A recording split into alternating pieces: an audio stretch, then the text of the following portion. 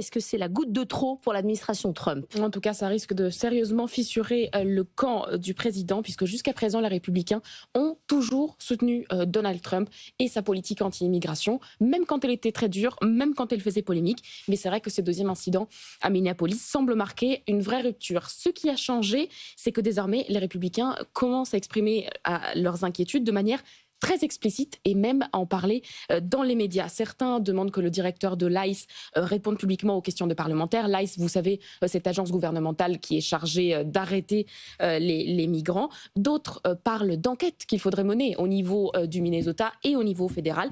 Et certains vont même jusqu'à dire qu'il faudrait en fait abandonner carrément Minneapolis. C'est le cas de James Comer, qui est un sénateur républicain du Kentucky, qui a dit sur Fox News que puisque l'administration de Minneapolis complique trop le travail des policiers de l'ICE, Trump devrait tout simplement envisager de se rendre dans une autre ville et d'abandonner les citoyens de Minneapolis à leur sort. Les démocrates, eux, font planer la possibilité d'un nouveau shutdown. Oui, on voit aussi que les événements de ce week-end à Minneapolis ont été la goutte de trop aussi pour le camp démocrate.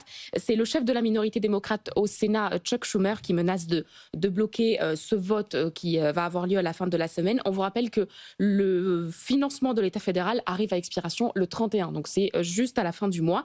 Et on pourrait rentrer donc dans une nouvelle période de shutdown, dans une nouvelle paralysie des services publics. Sauf que cette fois-ci, contrairement à l'automne, ça pourrait être encore plus compliqué d'en sortir. Pourquoi ? Parce que les quelques sénateurs démocrates modérés qui étaient prêts à discuter avec les républicains sont en train de reculer. Ils se disent qu'en effet, cette fois-ci, Trump est allé un peu trop loin. C'est le cas des 2 sénatrices démocrates du Nevada qui avaient été essentielles pour résoudre le shutdown de cet automne et qui ont déclaré que cette fois-ci, elles vont refuser de voter le budget sans avoir quelques promesses de la part de l'administration sur plus de transparence de l'ICE. Bill Clinton et Barack Obama ont pris la parole aussi. Oui, pour rappeler les Américains au sursaut, Bill Clinton estime que l'administration Trump ment à propos de ces 2 décès et qu'il faut se lever, s'exprimer. Et Barack Obama, lui, qui estime que les valeurs fondamentales sont attaquées, qu'il faut donc un sursaut.